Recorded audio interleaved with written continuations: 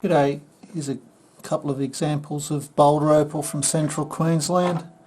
Rules in millimetres, the material's been wetted and the white is the reflection off the lights. I'll zoom in. Okay, I've got the camera a little bit closer. Basically these are faces of opal. Boulder Opal from central Queensland. Some of this may come off.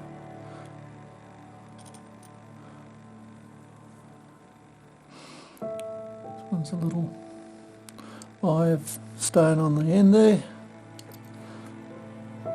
This one's